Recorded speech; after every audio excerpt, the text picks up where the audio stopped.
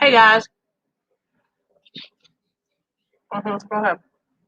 Tell them what you tell. I got a new scar and I got cut by a knife. Yeah. Ooh. Go ahead. Get shot and Don't shoot that computer though. Just say hey, everybody. Say welcome back to Nicole's channel, Real Talk Recovery. Welcome back to Go ahead. To Schizophrenia Central. Yes, Schizophrenia Central. Don't make fun of mental illness. Say hi, welcome back to Real Talk Recovery. Mom, do you know I have, and this is true. What? I've actually, whenever I lay on my ear, I've had. Do you know what schizophrenia is? Yeah. It's a mental illness. It has nothing to do with anything laying on your ears, baby. No, well, what is it? It's when somebody has something that doesn't work in their mind, and it can make them hear things and see things that aren't there. I was hearing things. Oh, okay, good. Thanks for letting me know. I'll be sure to take you to the doctor so that way we can find out what's going on. No, I never lay on my head though. You were just being silly, huh? No, I was hearing things where I'm gonna shoot you right in the eyeball. He said that. You're having a long time. What were you hearing? Here you go, bub. Oh, I don't remember. You were hearing good things, right? Or bad things? I don't remember. Welcome back to my channel. I got a scar from Fortnite, and you can tell because of. He needs to brush his teeth because they are wow in my face. Well, he just hates spaghetti. Yeah, I can smell it. Oh. Okay, don't put your face in there, Nate. Be nice. Okay? Think about it. There's people that are on there right now. Look and see how many viewers are on there. I don't know how to read. Look in the top right corner. It'll say a number. That's right. Top right. Nothing. Or the top left. Nothing. Duh. It'll say it right here. 8. Okay, there you go. 8. Hey guys. Hey Kelly. Hey Ann. Hey James. Nate's starting the show for you guys. You can see, boy. This is sponsored by Fortnite. Totally not. I'm gonna eat. Get away from me, guys. Get away from me. Don't shoot him. Okay, I'm coming, y'all. I'm sorry. You're going to have your own channel one day. You're going to make us a lot of money. I can feel it. Careful. Okay, take that upstairs. Mind your own business. Go. Quit being silly. Sorry. Boys will be boys. And I got cut by a knife, and I'm for real. He cut himself with his knife that his dad bought him. Had no business buying him a knife, but you know how that goes. I like cutting myself, and I want to die one It's a day. Swiss Army knife. Nate, don't say that. That's not funny. There's people that actually feel like that. All right. I'm using So, this fan, Jetta, yeah, you were on the Nathaniel show, but now we're transferring over to the Nicole Real Talk Recovery Can show. we go back to the Nathaniel show? Only if the Nathaniel show is going to be nice. Fine. What do you got to say, Nathaniel? How's your tooth doing? Everybody's been wanting to know about it. I want to show them. Hold on, guys. He wants to show you his tooth. Go ahead. Get up there real close. Welcome back to the Nathaniel show. Go ahead. Show him your tooth. Go ahead. You got it. Right there. Right there. Yes. There. Oh, wow. It's about to come out. Ooh, it's about to come out. Ooh, it's about to come out. I'm so excited. Can you bring my... Hey, I'm so excited for his tooth to come out, you guys. Yeah! Yeah, baby, yeah! Bye. Okay, so tonight we got a special guest coming on. His name is Sal, and I met him over on the TikToker. He's going to come on and share his experience, strength, and hope with us. He's probably just getting ready and stuff like that. We're trying to figure out how to sign on. Y'all know how it is. We're not super professional over here. We just get it where we fit in. So what's going on with everybody?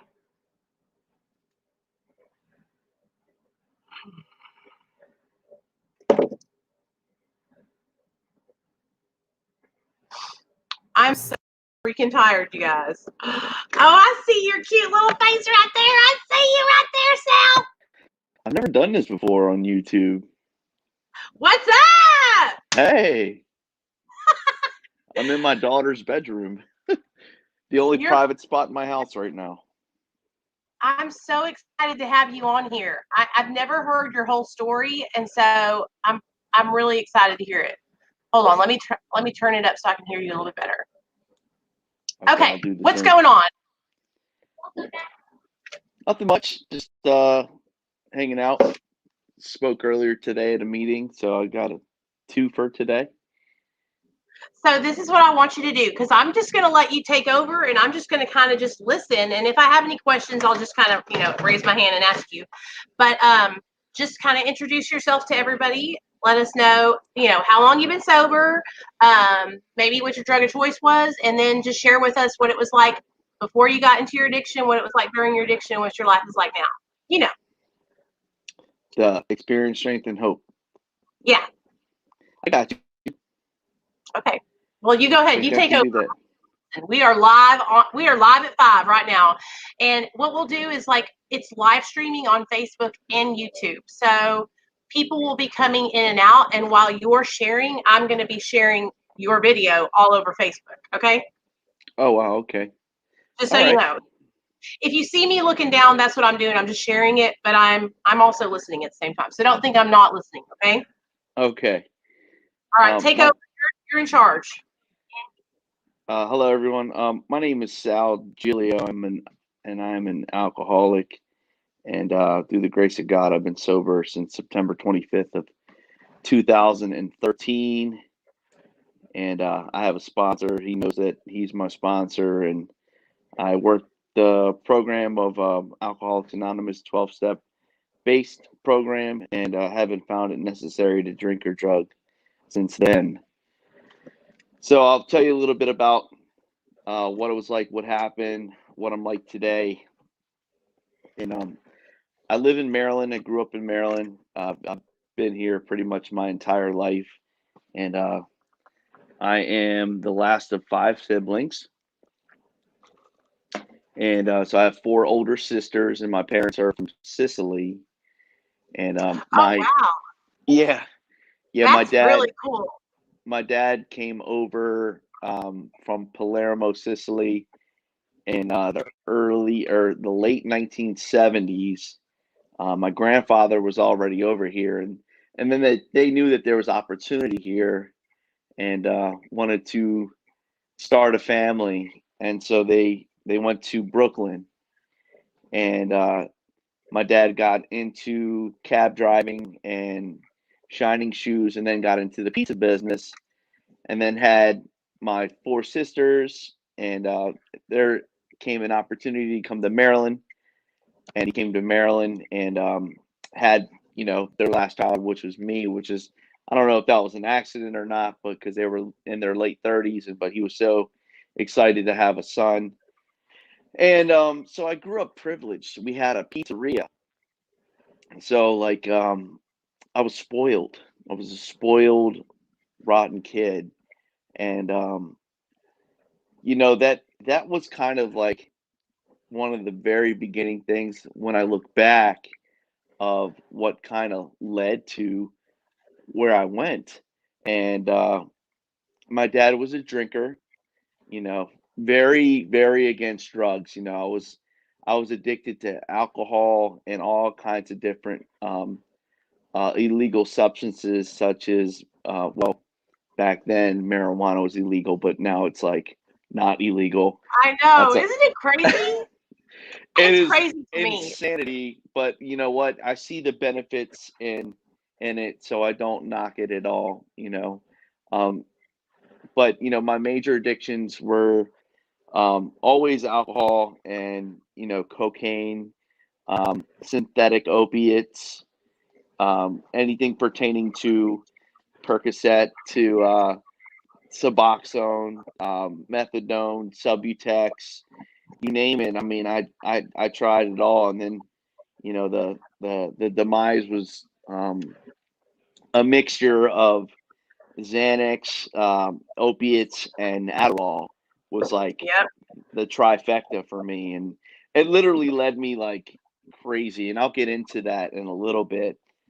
So growing up privileged, like I was a kid in class that had, the that like persona, like, oh, there's Sal, like his parents own a pizza place, Right. so like I had that image, and people, the kids that were less fortunate, I think, didn't like that, or some thought it was cool and some didn't. So at a very young age, I developed this complex of, I don't know if I like myself or not. I'm really unsure. Um, I care about what Johnny and Sarah says. So I don't know, what do I do to make them think or know that I'm actually a good person? So I never felt comfortable in my own shoes at a very young age. So whenever I would see someone else that I wanted to be, it was great because it allowed me not to think about how I felt inside. So, whether it was my best friends like Steven or Corey, like they always had like that persona, that complex that I wanted. And I just never felt comfortable in the sandbox. I was like always like that I can awkward relate to kid. that a lot. And my mom and dad, my parents didn't own a business or anything, but I just never felt like I felt like everybody else. I always felt like I was trying to like not morph into another person, but like when I was with certain people, like I don't know, you were probably like this too, where you hung out with everybody. Like I wasn't a jock, I wasn't a prep, I wasn't a skater, but I was just like everybody, you know what I mean? And so, Absolutely. yeah, it was I crazy. think we all mix in together. Yeah, I it think was like a chameleon. exactly, chameleon can adapt to anything. A chameleon can adapt to anything. And I think a lot of us addicts are like that. And so I, till this day, have never had much of an issue fitting in. But it's what was fit inside of here that was unfit, Yeah. So I began to experience, and recreationally experience with, your traditional marijuana usage. And then I began drinking at 18 years old. I was drinking a fifth of Captain Morgan every single night. And then it truly just progressed. I mean, I don't have to super qualify, but I'm definitely, How did you start drinking? Were you just hanging out with people that were drinking? yeah. Was it So Go ahead. it was like the peer pressure of, come do this. And of course, like like we said, we're chameleons, so we want to fit in, so I not only did I begin to drink with friends, like I would make it a point. And what alcohol did for me is like it lit up like that person that I wanted to be. And so I would go from quiet, like just the quiet Sal to the life of the party, just Oh like yeah. in an instant. And and I didn't know that was like the alcohol was what really truly made me feel alive, and the drugs. And so I would do really obnoxious things to get people to look at me and notice me, like look at me, look at me, look at me, look at me. And my parents really tried, especially my mother really tried with me in the Catholic faith, the whole church thing, like I was confirmed, and it just didn't do it for me.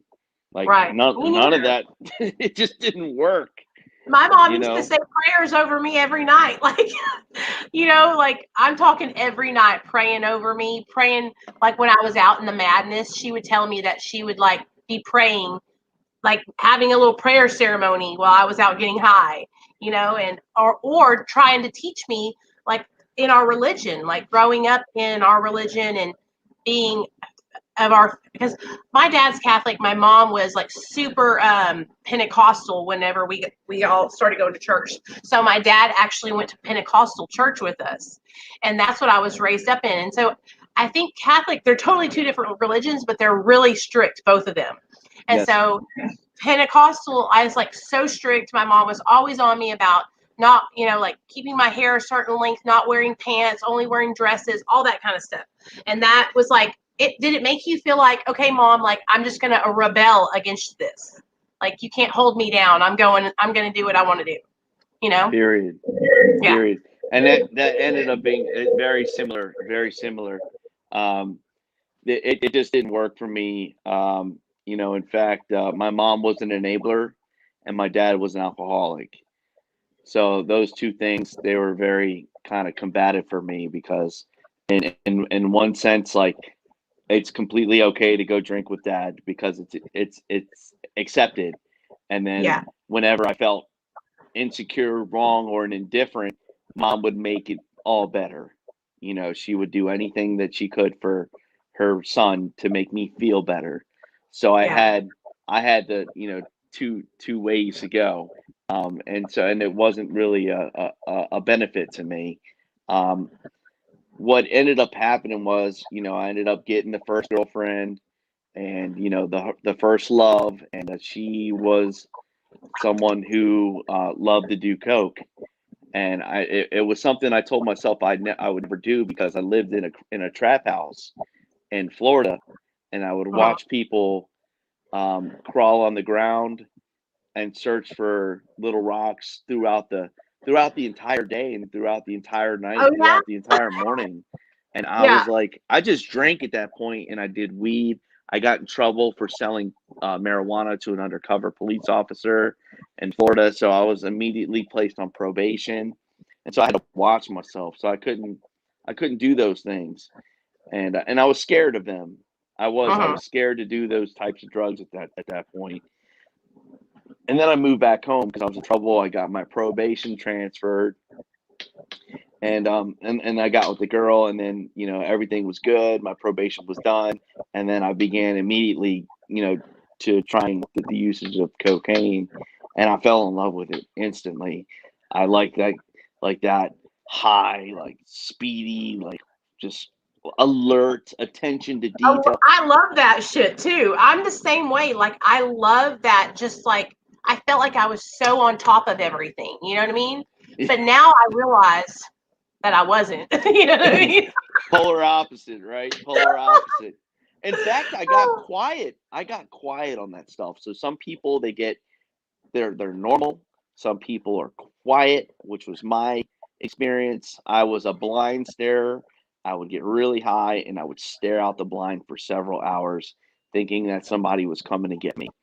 And I would do this all the time, and it would go on for days. And so finally that girl found someone else, and then I continued to go to bars, frequent bars, and just drink coke, rinse, repeat. It was just insane. And finally, I had ended up getting a second girlfriend who wasn't about that life. Just graduated from college. She liked to drink. I liked to drink. And she kind of brought me back to reality.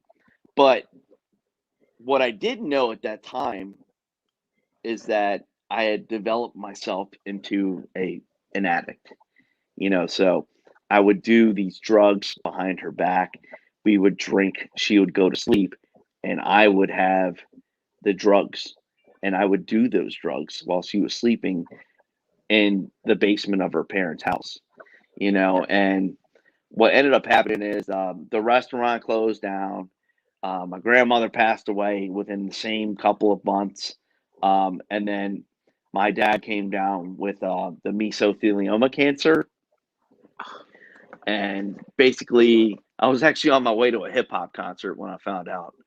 I was on my way to go see Method Man. If you don't know who that is, he's from the Wu-Tang I know Clan. who that is. And so I was just like, we were in the car. My sister called me and she told me, she said, Dad has stage 4 mesothelioma cancer. And I just remember being a big, huge pity pot at that concert. I drank myself I would just drink. My goal when I drank was not to recreationally drink. I drank to literally black out every single time.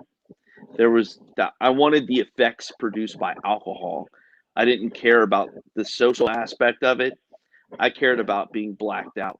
I didn't want to feel you know. And of course, there were some social points throughout the night, but then there's that point to where you get to like when you wake up the next day and you're like, what happened? There were so many times where it was like, what happened? What happened? What happened? And you know, that girl, you know, finally decided to leave, you know, and during the time that I was with her, like she really helped me gain confidence in myself, in my ability to actually like, you know, be a good employee for a company. So I applied at this prestigious home improvement company that was really growing, and I got in at the right time. And I was, you know, making killer money in my young 20s, and you know, we broke up, and my life was pretty manageable at that point. I was just drinking and partying and doing my thing, and what ended up happening was I found the third girl, and the third girl is my wife, right? So we're still married the today. third, I was like, you know what? I thought she was going to say the third girl, opiates. I was like, Well, no. that's what's too, about to though. happen. So this was a girl that from my hometown, and she actually Facebook messaged me, and she was like, "Hey, what do you know about this guy? I'm thinking about going on a date with him." And I was like, "Well, why don't you go out with me?" And so yeah, I was very Look at aggressive. you. I was aggressive. Yeah. And so we ended up, I blew her off the first night because I was hungover from drinking and Coke. And then the second time I knew I couldn't do that. So we ended up meeting. We had a great time. We drank, we partied. And, you know, we began a relationship. And, you know, what ended up happening was one night we went out to the local sports bar, and there was a punching bag game, and like ones that you would see on like a boardwalk or like a circus. You punch it, and you accumulate points for how hard you punch the bag. And Yeah. ended up breaking my hand the first time. So Damn. as a good alcoholic, what I did to impress all the boys around me is I hit the bag again, and I completely like smashed my hand up. And so I went to the doctor the next day, the emergency room, and they didn't give me like Percocet 5s or 10s. They immediately started me on Percocet 15s, the little green ones.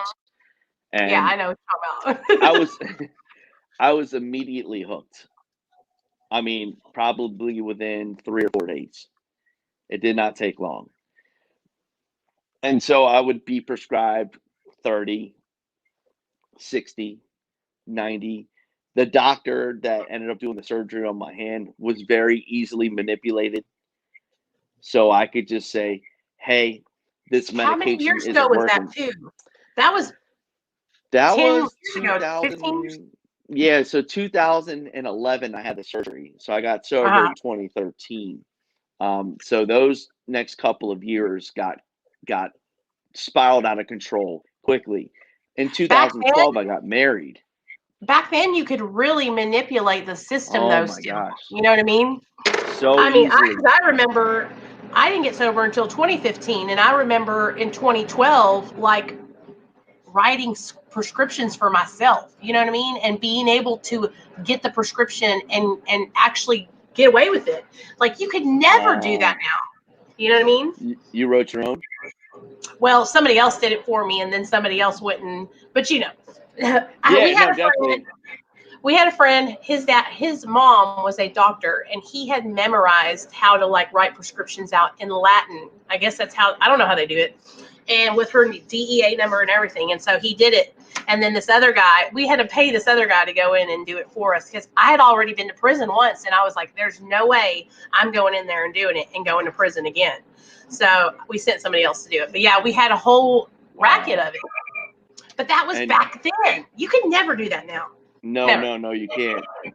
One thing I failed to mention too, in the midst of all that, is that I flipped a car, and after the restaurant closed, and I spiraled out of control, and I was upside down, and the engine was on fire, and I was trapped in the car. I was drunk. I was on my way to the Coke dealer, and I called him and said I wasn't going to make it. How kind.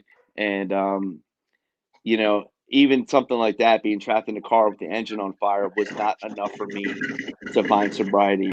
In fact, I ended up with a DUI just a year later, you know, so Dayna, I forgot to mention that. what did your And mom say whenever you were going through all this stuff? Like, so your dad passed, right, from the yeah, cancer, and then what did your mom say? Like, what was she doing? She was probably freaking out. yeah. So mom didn't really know how to deal with that because she has severe depression issues. She's on several different medications, so she would just cry. You know what I mean? Yep. Just cry. She didn't know how to uh, help me. Yeah. And there's a lot of mental illness in my family. There's a lot of bipolar disorder. There's a lot of addiction. There's a lot of heavy mental illness, you know, that spirals into several different categories. And I didn't realize that I fell into those categories until I fell into those categories. So I was Right. on all those medications. I was on Depakote, Topamax, all these different medications, anti-seizure medications, because of ADHD. I would go to therapists.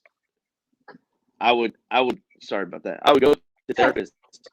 I would go to therapists completely blitzed out of my mind. And I think that's a problem that we have today, um, is that therapists don't know how to deal with the addict. And they, you know, unfortunately are just so quick to prescribe, you know, an Uh-huh. antidepressant. And I know that that's hopefully something that can be addressed with addiction counselors. That's a whole nother subject. But yeah, so the opiates, I basically manipulated my doctor into going from 15 milligram to 30 milligram to another medication called Opana. Well, Opana and Oxy 80s were a big thing back in the like mid 2000s, and Uh-huh. I never got my hands on the 80s, but I got my hands on Opana 40s, which were yellow, and you could scrape them, and you could snort them, and that's what I did, and that was like a very long, controlled release, you know, where Yeah. you'd be like high, and then you'd be like, and there was just so much of the up and down, up and down, up and down, and then you know, I was tired. Like my hand was better. Like, you know what I mean? Yeah. It didn't take long for my hand to get better. Right. And it was over a year with the doctors. And I ended up, because of the downers, you know, I had an employee who would sell me Adderall. And so that I discovered the Adderall. So I was doing the opiates and I wanted to be off the opiates. So I would go to my sister and get methadone. And then my wife was like, you know, I told her, I was like, I want to try the Suboxone stuff. Uh-huh. And so I got on Suboxone in January of 2012. And I didn't drink for almost 5 or 6 months. I just was taking Suboxone. And one day I woke up, the company fishing trip. I woke up that morning and my brain said, we're going to do drinking and we're going to do cocaine today and we're not going to take Suboxone. And I achieved that. You know, I came home, I was wasted, I was asleep on the bed, my whole house smelled like alcohol, and I could just tell, you know, my wife would walk in the house and I could just tell that she was just so disappointed. You know, when we got married, like I had to take Xanax to get married. Um, Yeah. because I couldn't face the reality of what was in front of me, you know, naturally. I could never do anything naturally. I always felt like someone like me always needed some level of something inside of them in order to function properly in front of society. And the simple fact is that I don't need that, and I'll get to that. So you know, I continued the downward world spiral. That was in April when I drank, and I knew someone that was in AA, and I called them, and they invited me to a meeting. But I was still on you know, I was on the Suboxone treatment, and I didn't feel like I was like all mentally there. Yeah, I understand. Like I wasn't absorbing what the meetings were saying. And so I just stopped going. And I just continued to drink. I continued to do the Adderall. And what ended up happening was in my position at my job, I would drive people around, and I would drive around anywhere from 5 to 20 people a day. And I was going to the liquor store and I was buying those little one-shot shooters, and I was buying them in a lot, like massive quantities.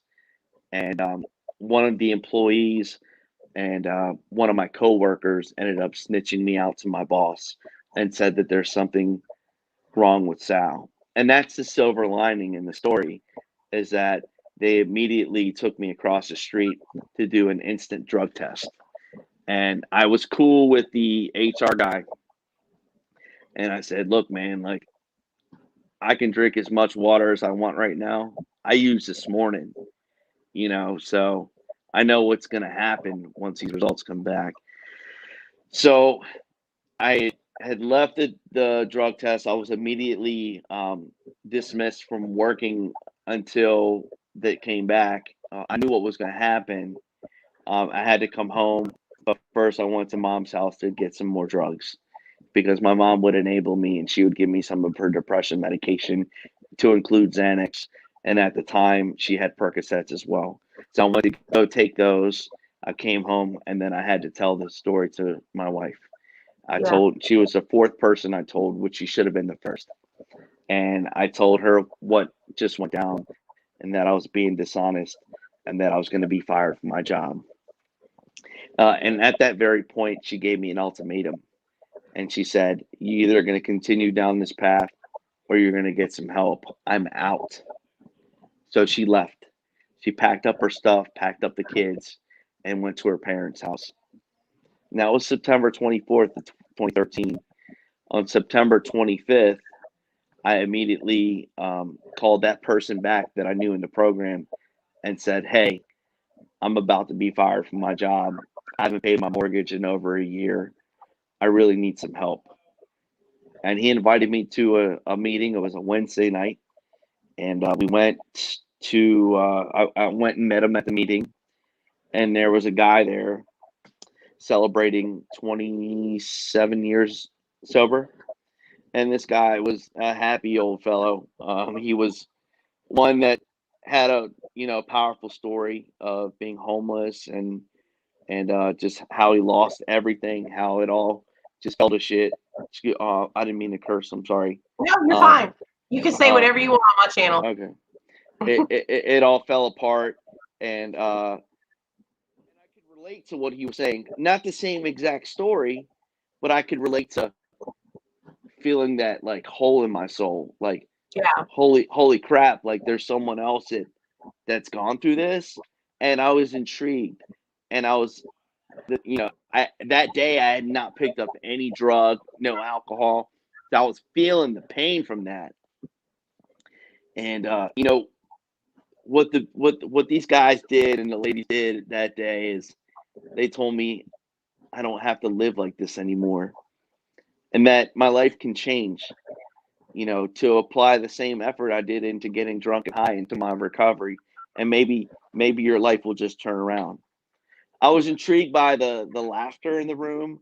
I was intrigued by how people looked, from what they said and how they used to act to how they look now. And, they would show me what they used to look like compared to what they look like now. Like, what you looked like when you were not sober and what you look like now, it's like two totally different people. Totally different.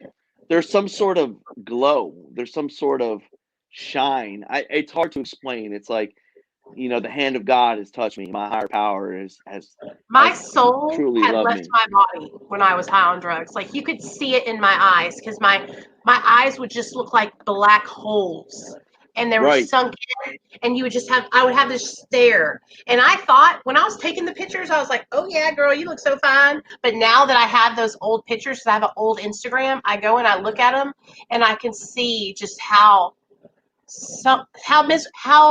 broken I was. And I saw thought your TikTok. Yeah, I saw your TikTok. I saw your video. You know what I mean? Like, it just makes me want to cry every time I look at it, because I really thought at that time that I was great. In my mind, I thought that I was okay, but I knew I wasn't. You know what I'm saying? It's like this I weird do know what you're saying. tug of war where it's like this drug makes me feel good, but it's not fixing me. And it's like, what do I do? How do I fix myself? You know? Oh, I'm gonna get emotional. You go ahead. and so I was intrigued by what was said that night, and I said, "Hey, man, will you sponsor me? I've known you my whole life. We may have not been in the same circle of friends. I may have sold you weed a long time ago, but you're not that same person. And I see the change in you. And so I'm interested. Will you be my sponsor?" And he said to me in return, "Are you willing to go to any lengths to secure your sobriety?" I said, "Sure." And I was just like, the willingness was there at that point. Like, I had felt my defeat in my addiction, and I knew that if I continued doing what I was going to do, that I was going to die. Yeah. And I wasn't ready to die. And I knew that something had to happen. And I know deep down inside that maybe, just maybe, I could do this. So what my wife did is she said, "You're going to sit in the house today." This was the 26th. And she said, "You're going to watch Rent, the movie Rent." Well, I don't know if you've ever seen the movie Rent, but I was a blubbering mess, crying my face off. I was screaming at the top of my lungs. It's like a I don't think musical. I've seen it all the way through. I think I've seen it, but it was a long time ago. Why were you I was crying? Was it sad? it was just, there's several different things in the movie regarding like drug usage to AIDS to Okay. there's some sadness in it. And I was 2 days at that point, and my emotions were just all over the place. And that was a Thursday, and I had been invited to this meeting in Baltimore, and again I heard a powerful message. And then the next night I was invited to what my home group is now, 5 minutes down the road. Been attending. I'm hardwired. My brain is hardwired to get to that meeting every Friday. And I heard another message, and then I got into the steps, and my sponsor would drive us to meetings that were 30, 40, 50, 2 hours away. And I'm like, why are we going to meetings so far away when they're 10, 15 minutes within our vicinity? And little did I know that, we use that time to talk about our addiction To and to listen, fellowship and stuff with to each other. fellowship, because Yeah. I didn't get it. And it was, it's just, I come from a very, very, very good sobriety tree, and I learned from some of the best, people in recovery. And so he told me an alcoholic is like wet cement. You can turn wet cement into anything, but once it's dry, you have to jackhammer it loose. So he said it was important that we go through these steps and we go through them fast. And so that's what I did. I Yeah. went through Not 1, waste 2, any and 3. time. Get No them time done. wasted. Yeah. And so we went through 1, 2, and 3 in a car. I knew that my life was, I knew that I was powerless over my addiction. I knew my life was unmanageable. I do believe that God could restore me into sanity, because I did go to church and I did see people happy. So I was like, yeah, there's probably something out there greater than me. Sure, Yeah. let's go with Yeah. it. And then God, the point to where it turned my will and my life over to God. And I was like, I get the concept behind that. Sure, let's roll with it. I did the third step prayer. That's when I had my first experience with the steps. I had like so we did the prayer, and I felt some weight lifted off my shoulder. And then I had to go into a 4-step. And in the 4-step, I had to write out my entire shithole wreck of I everything. know.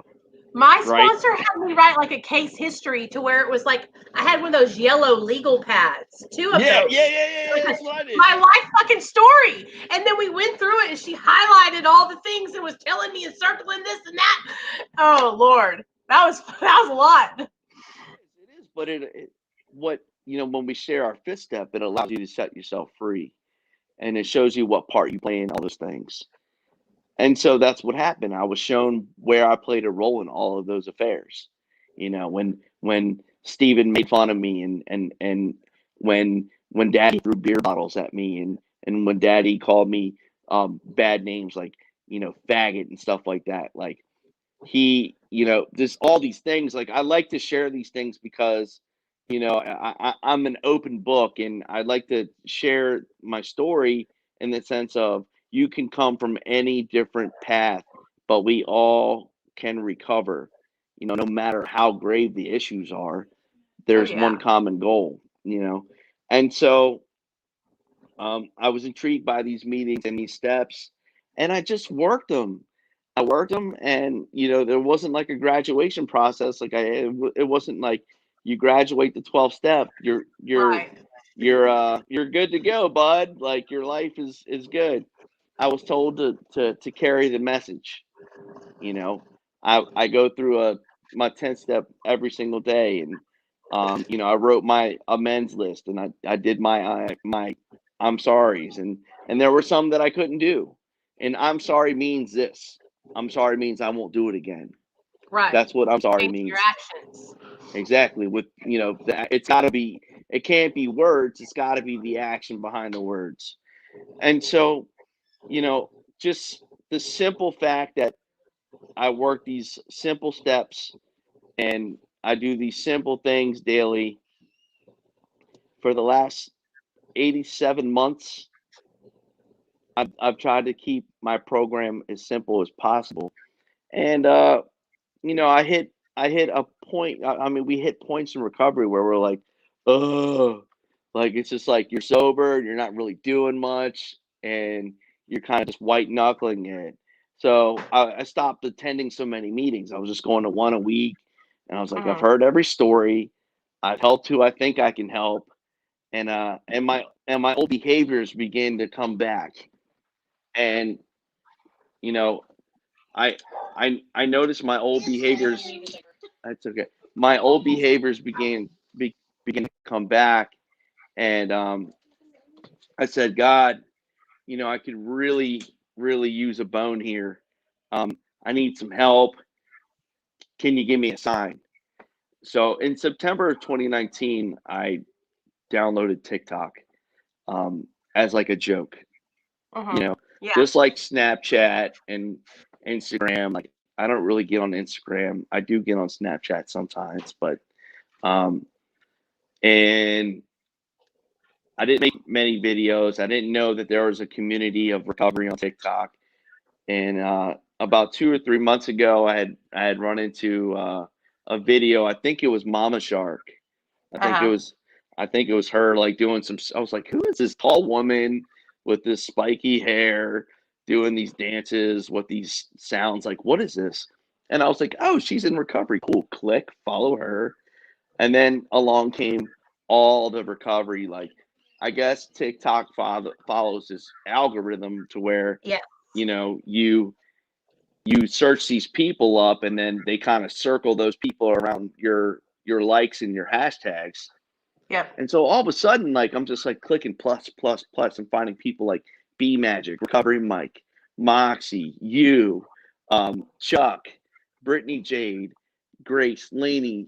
I'm like, holy crap. And then it was just like it was an explosion. It was an explosion. And all of a sudden, I was on fire for recovery again.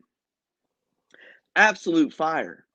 And so in the last, almost January, in October of this year is when I got back on TikTok heavy. Lightly, and then it became like heavy. Now I'm on it 7-8 hours a day. If not more. I know. It's a job over here. Full-time job. It is a job. It is a job. And all of a sudden, now, I don't have, I have like 5,600 followers. I had 127 8 weeks ago. Yeah. And and like, so people message me and they're like, thank you, I love your content, thank you, you helped me today, thank you. I have 3 sponsees from TikTok. I have Zoom meetings in my link tree.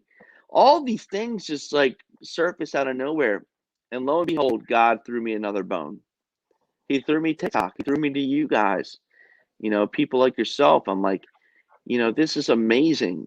You know, people like It's so Ronnie much fun. Morales. Yeah. And we can help each other.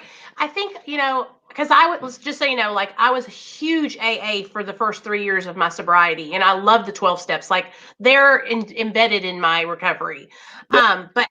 But then when I started doing more social media stuff, I noticed that there's like, I don't know, I feel like, you know how AA is, that they teach us to, you know, attraction rather than promotion. Yes. Yes. You know, So this was and my that's not what we're doing here. We are showing people like, look, we want you to see recovery. We want you to know that this is a great life. And if we fall off, that's okay too, because we're going to be honest about it and get back on track and share that, so other people will not be afraid to struggle or to think they're alone, you know? I wasn't sure how I felt about that because of how I was taught in traditional Alcoholics Anonymous. Yeah, that's And how so I was at first. I was timid. And I found myself becoming like one of the old timers who is very like, you know, I don't want to like say stuck in their ways, but stuck in their ways. You know what I'm Right. saying? And so because of the COVID pandemic, I think it's more important now than ever to recover out loud, just for the simple fact that there's not really much people can do, especially the new people. You can't just jump in your car and go to a meeting. Like it's just not available. And No. TikTok is. And you see people recovering. You see people recovering over like B Magic's dance that he does. You know, Mm-hmm. people are like, I'm sober because you danced. And I People get find that so to be very mad intriguing. about that. I They know you've do. seen my comment over there. They're like, people are like, and this is what another reason why I love this Alcoholics Anonymous. I love any 12-step fellowship, but when I see people like attacking him because he's not openly saying that he works any kind of 12-step program and telling him he's going to relapse if he doesn't work a 12-step program, this is where the problem is. Like this one way of thinking that scares people away from the program. Absolutely. I You couldn't know, agree like more. just encourage. I stitched that video last night, and it's got a lot of feedback. Because I've been to probably over 1,000 AA and NA meetings, and what I said was this: I've never felt more alive in recovery than I do now, and it's because of TikTok. I've never felt more alive. I've never felt myself wanting to be of service to people more now than ever. Yeah. And it's because I see people coming onto this platform and they're saying, I'm struggling, I need help. AA didn't help me, NA didn't help me. And although it may have helped people like you and me, it's not going to be everyone's story. And because of this, lives are being saved, not lost. Right. And more lives will be saved because of the platform. And it's only going to get better. And more people need to know. We're in a different time now, you know, like all these young kids, they're all on social media. And so It's not like back in 1939 when Bill Wilson was barely being able to drive a truck or a car or whatever. Back then in the olden days, everybody is on their phone. And so any way to reach anybody is through a connection. So what you're doing on your TikTok is you're doing amazing, by the way, just so you know, because that's like, I don't like to say this, but I think I'm kind of like a social media master, if you want me to be honest with you. But you build a foundation with people by connecting with them. It little by little, one by one, that's what you're going to do, is organically build your community. And that's by connecting with them and relating to them and being honest and transparent. And it is the best thing ever. It has literally saved my life having my YouTube channel. And then it's like made me so excited to help people. It's given me a job to where I can work with other people and actually get paid to do it, you know? And I've never thought that would happen for me ever in a million years. And it was all just because I was honest and I shared my story, and that's it. That's it. That's Right. it. You know? I love Dr. B. I do too. He's the shit I in love me. that man. I love that man because he gets us, you know, and I posted that video on my Facebook and I got some people lashing at me because, you know, they don't associate drug and alcohol addiction to a disease. Right. And, you know, my friend, and, you know, I call her my sister, Jamie, she's the auntie shark. She had posted. Yes, with the green hair, right? Yeah. Yeah. I know who you're talking about. She's my ride or die in this recovery thing, you know, and we do a lot of stuff together offline. You know, we basically I point women to her and she points men to me, and you know, she had wrote something about the anneal something about in our brains that associates drinking to being a disease, you know. So you'll have to check that out if you've never seen it, or look at the comment. I friend requested you on Facebook, so take a look. I get a lot of shit on Facebook too, just so you know. That's why I post a lot on Facebook, but not a lot, because I am so I'm like a more open-minded kind of recovery person. Like I'm open to medically assisted treatment. I'm open to medical marijuana.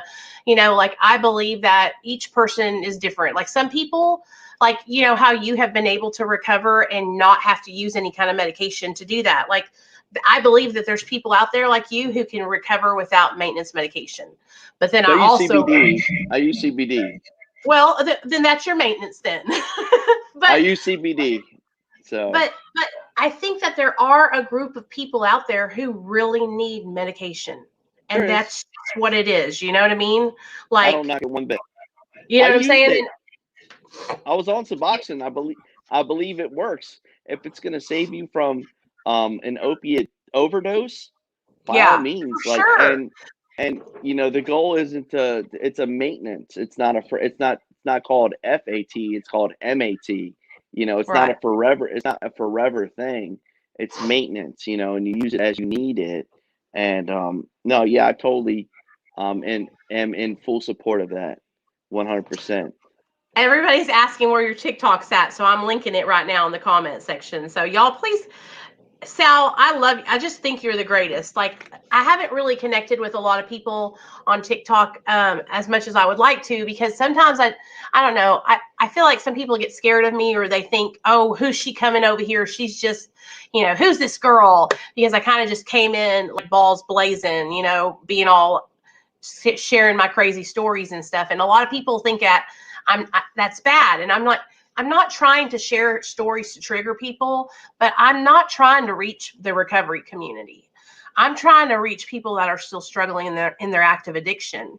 You know what I mean? And so I'm trying to get on coke. I'm trying to get on coke talk. I'm trying to get on meth talk. Like, I want to get over there because there's so many people over there that they're glorifying it. I know you've seen these kids on there that are like, they think it's cool that they're doing lines of cocaine and that they're staying up all night, and they make TikToks about it, and they're like 17 years old. And I'm just like, I want them to see me and then see my videos and then hear like, oh, wow, she started when she was 17 and she didn't get sober until she was 32 and she lost everything in her life. Wow, I don't want to do this. You know what I mean? Like, that's what I hope would happen. You will reach some people, you know, some people have to go through it in order to get there. And, but you might, you know, prevent at least a small percentage, hopefully a large percentage.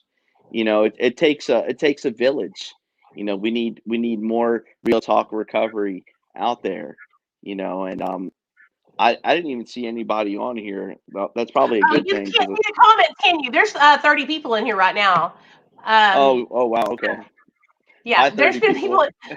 Yeah, there's people, and I have it running in the Facebook group and then in a couple other Facebook groups. What's up, baby? I'm gonna make a pillow fort on the bed upstairs.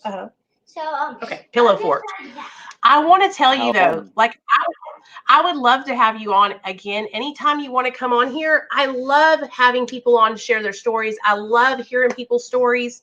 Like I don't care, like anybody. If Shark, your best friend, girl, green hair, if she wants to come share her story, tell her to come on.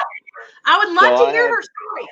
I got the Recovery Army, the Magic Crew, you know, and the Sharks. You know, I'm a part of each family. I think he's kind of nervous. Which one? Brian? B Magic.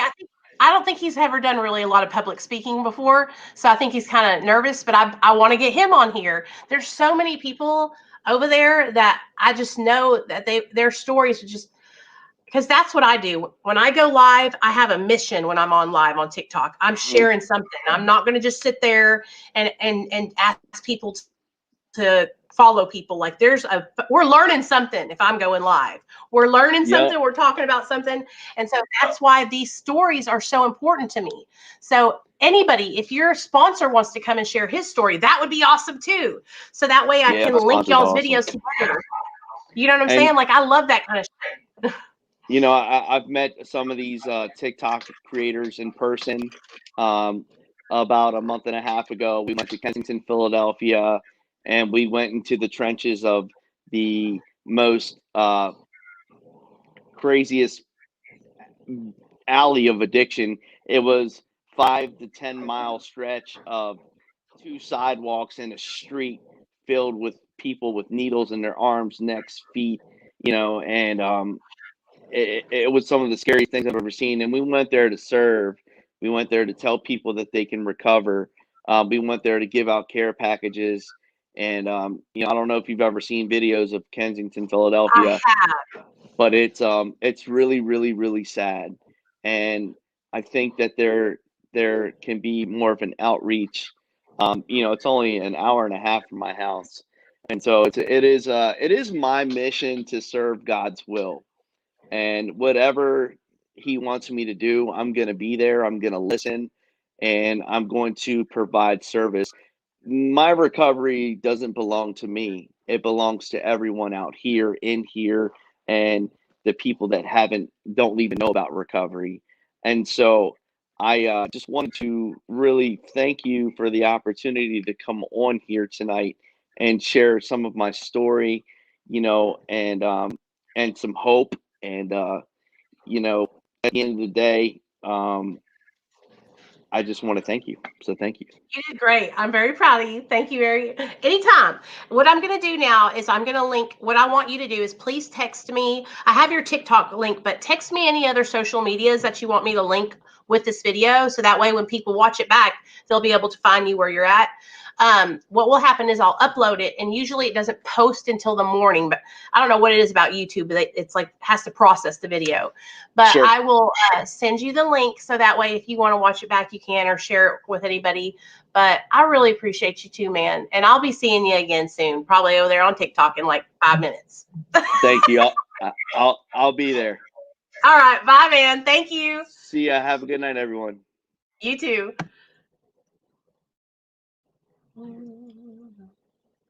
Okay, guys. So what did you think about Mr. Sal? I'm finding some good people over there on TikTok, you guys. I really want to encourage you guys to come over to the TikTok recovery community. It's a good group of people. I did see a couple of you guys recommending me to have APTV April on. I have already extended the offer to her. Y'all already know. I'm on top of that. Hey, Amanda. Hey, Shanna. What's up, girl? I'm going to say hi to everybody before we go. Hey, Carrie. Thanks, everybody, for being here. Hey, Sydney. What's up, girl? I see you. Hey, Cindy. Love you, baby. Bobby and Molly. Thanks for being here, everybody. I see you guys. I see all y'all, Marilyn and Murk. So he was awesome. He did very good. I love it. Stories are the best, you guys. Like, I could listen to people's stories all day long. Oh, it's okay, Sydney. I'm gonna upload it, so you'll be able to watch it again, girl. It's gonna be on my YouTube channel. In fact, what I need to do, you guys, is I need to go through my channel and make sure I added everybody's. Here is Sal's TikTok again. No, why, Sky? What's going on? I haven't seen Andrew in a long time. I haven't talked to him in a long time. Why? What's going on? Was he okay? I'll text him right now. If you guys have any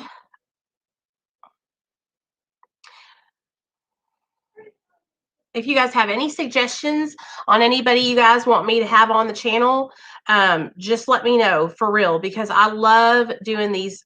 I love doing this, you guys. It's so much fun to me. I've told you guys my story so many times that, you know, y'all are probably tired of hearing it. I'll text him. I haven't heard from him in a while. Last time I talked to him, he was getting back on the Vivitrol shot. So he's probably just getting his life together. Thanks for all I need this time. I'm struggling mentally right now. Hey, Amanda, are you okay? And so every Monday and Friday, you guys, I'm going to try and upload a video with story time where we have somebody come share their experience, strength, and hope.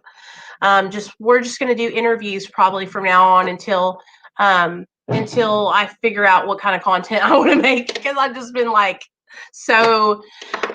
been so scatterbrained, but I feel like I need to get more organized on ideas over here. Now on TikTok, I do a lot of sharing about my experience with different substances and how they took me down through there. And I'm actually taking other people's stories. So I have put my email address out there, and I'm asking people to send me their stories from their addiction, and I'll tell them on my TikTok. And so I actually just got a story submitted yesterday that I uploaded today, and I'll tell y'all about it. So my friend, he was in prison for a while. I think he said he was in federal prison, and him and about 4 other guys were sitting down, and they were all sharing a story. They were all talking about how they got into prison, right? How they got there. Well, one of the guys started talking, and he's like, yeah, I was drunk on moonshine, high on meth while I was making methamphetamine, and me and my girlfriend got into a fight, and she pissed me off. So I drove to her house and I killed her. And then I burned the house down. He burned the house down, and he grabs this little 6-month-old baby out of the house and takes the baby, and then the police start chasing him. And so he's on this high-speed chase, right? Running from the law with this baby in the car with him. Well, then he decides he's just going to throw the baby out the window. And so he throws the 6-month-old little baby out the window, and it died. Well, if that didn't add insult to injury, let me tell you. So he's telling the story in the prison to the other prisoners. And while he's telling the story, one of the guys gets up and he walks off, and they don't think anything of it. And not even 2 or 3 minutes later, he comes back, you guys, with this piece of his eyeglasses and just starts stabbing dudes in the eyeballs. Bah, bah, bah, bah, bah, bah, stabbing him in his eyeballs. And so this dude is blind and in prison for life because his dumbass was telling stories about how he killed a damn baby and a wife. And so isn't that some shit? But when this dude sent me this story, I had to tell it on my TikTok. I said, oh my God, I got to tell that story. You know what I mean? But that other prisoner was like, because you guys know how it is when you're in prison, or no, you maybe don't. When you're in prison, and at least with the men, like people that harm children are the lowest of the low, and they have no respect, and they will get killed. And so the minute that dude opened his mouth and said that he had harmed a baby, there was no go. He was not going to pass go, not collect $200, nothing.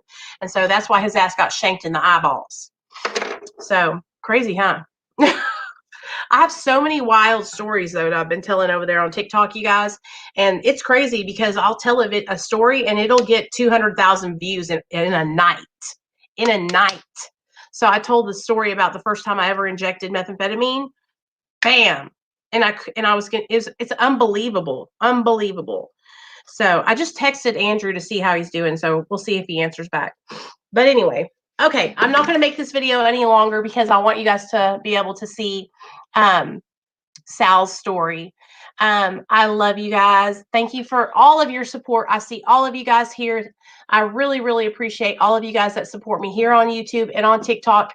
And if you are not a part of our Facebook group, come join the Facebook group. I'm trying to get more active in there. What I need to do, you guys, is I just need to make you guys run the group, because I cannot do it because I'm busy all the time. And so I just need y'all to run the group, honestly.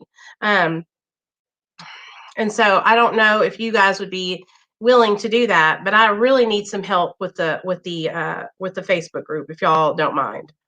In fact, let me get the group link for y'all. Yeah, Shanna, that happened, girl. That happened. Can you believe that shit?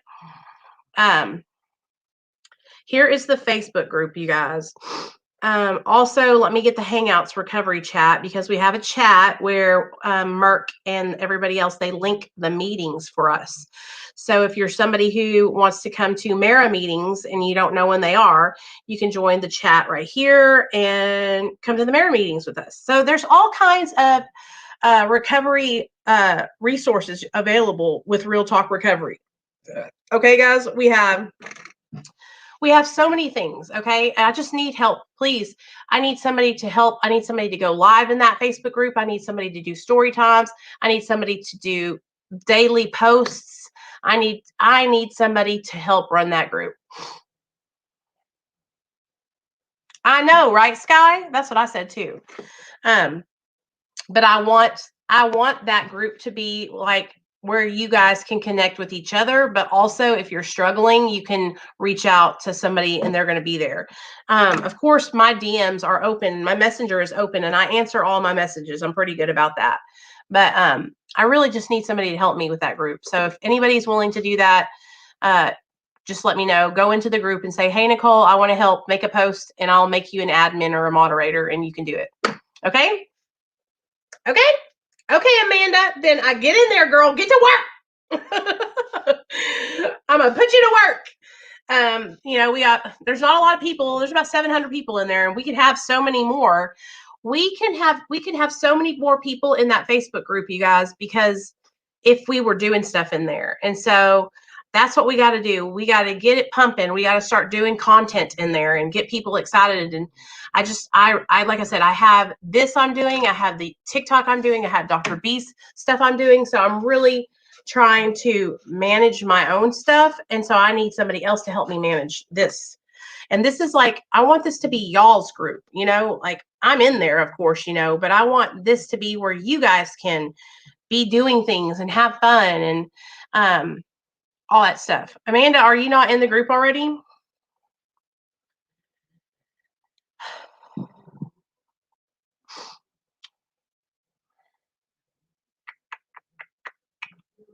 Misty, are you going to help too? Who's going to help? Anybody else want to help?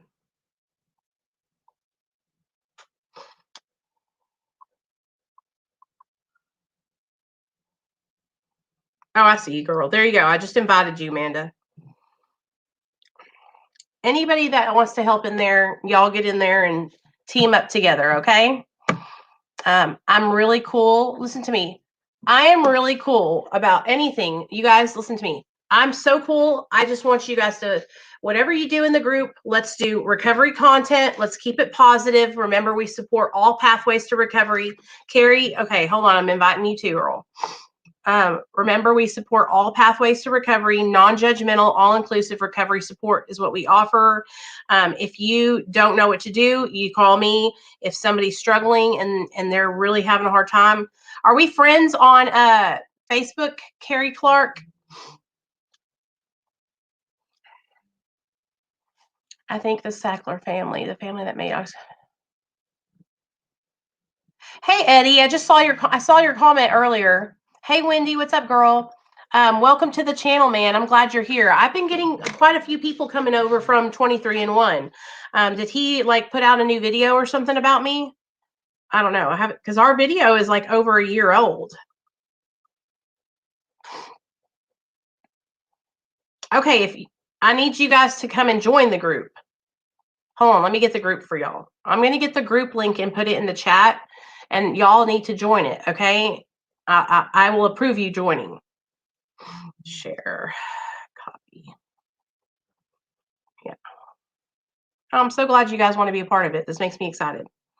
Okay, here's the group link. Just join there and I'll approve you. Join that group link and I'll approve you guys. And good. Then when you get in there, when you guys get in there, everybody that wants to help me with this, please send me a message on Facebook, and I will make a group chat with everybody that wants to help. So that way you guys can be in charge and I will just be overseeing. Okay. So yeah, yay. I'm so excited. Thank you so much for helping because I need it. I'm all tapped out. I got, and I'm telling you something, y'all are the bomb. I got Cindy and Murk and Nikki and Mama. They helped me with the Patreon stuff. You guys helped me with the Facebook stuff. And then we got a whole team effort here. I need a whole team.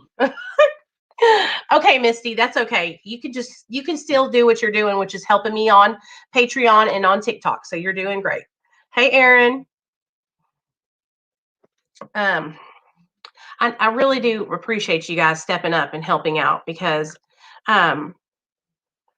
it's just a lot of work. It's a lot of work to do this, all this stuff. So I appreciate y'all.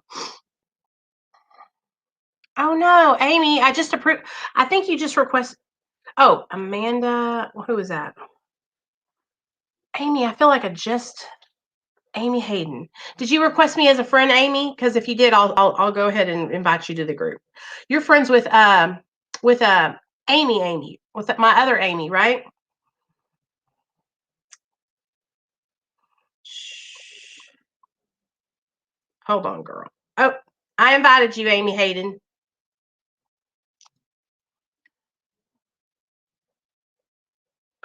Okay, cool. I got you. I think you're in there, Amy. Check and see if you're in there yet. Hey, Sarah, where have you been, girl? Why can't y'all see that damn link? That's pissing me off. Oh, well. Here, I'm going to put the link to my Facebook group on my Facebook profile. How about that? So here we go. Go to my Facebook profile, and here is my, come join Real Talk Recovery. Come join RTR. There you go. Yay. All right, my little chicken nuggets. I think that we are going to get this all together. I feel like I have a new excitement, you guys. Thank you, Miss Ann. Ann, have I made you? Hold on, let me see if I got my Annie sister. No, I don't. There you go, Ann. Sorry, I was late to the party, sister. Okay. I feel like I am like re-energized and on fire for what we're going to be doing here on Real Talk Recovery, on the YouTube channel, on TikTok, in the Facebook group. And I know that we have a really good core group of people, you guys. And I feel like we are leading by example, by being positive, by keeping the drama out. This is my thing, okay? I want to help as many people as we can by just sharing our experiences and being supportive to each other. As long as we stay positive, we keep drama out of the shit. We have been doing so good. Everybody that's a part of Real Talk Recovery, we hadn't had no issues, okay? Because drama has no place here, okay? We are here to help each other and support each other and love each other, and we're not here to, go back and forth and nitpick at each other and all that. We're here. Okay, thank you, Cindy. You're right. I got to get Molly too. Thank you so much. I appreciate you, girl. As long as we keep our focus on recovery and being kind and helping others, then we can't lose. You know what I'm saying? And so I really, really appreciate everybody who has been helping me this whole last year. You guys know who you are. Like, I can't even say everybody's name because there's so many of you guys that have been helping me. But you guys are the glue that binds all of us together. If I didn't have you guys helping me, I would not be here. I wouldn't be able to do this. Okay. If I didn't have all of you to keep me in line, I wouldn't be able to do Real Talk Recovery, And so I really hope you guys understand that, as sometimes I might not be around a lot and I might be busy. and working and all the stuff that I'm, doing with my job and everything. But it does not go unnoticed that you guys are helping me with Real Talk Recovery. And if I ever get to a point where I'm like making good money and I can employ people, y'all already know I will be having employees. Okay. But we're just small time right now, but it really means so much to me. All of you guys that help me and just are there for me. You guys encourage me and you believe in my vision, and that you guys believing in me has helped me so much because I didn't believe in myself. And so you guys have given me confidence, and now I know that we can do this and that this is something that we can help others with and be successful with. And so it's just been such an amazing but crappy year all at the same time. Like, I feel like 2020 has brought us together closer because we've all been here with each other and live streaming and talking about recovery and helping each other stay sober and all the things that we do. And then it's been such a hard year in my personal life with my husband and everything that's happened with him.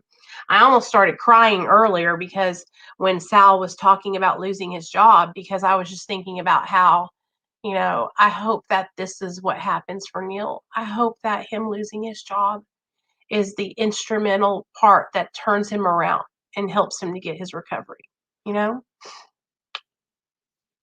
Okay, Eddie. So I love you guys. I'm going to go ahead and end this here, but my girls that are going to help in the Facebook group, go ahead and send me a private message on Facebook and I'll make us a chat so that way we can start thinking of some ideas and stuff, okay? I love you guys. Eddie, you're welcome here. Stick around, baby. I'll be live again Friday at 7 p.m. Central Standard Time.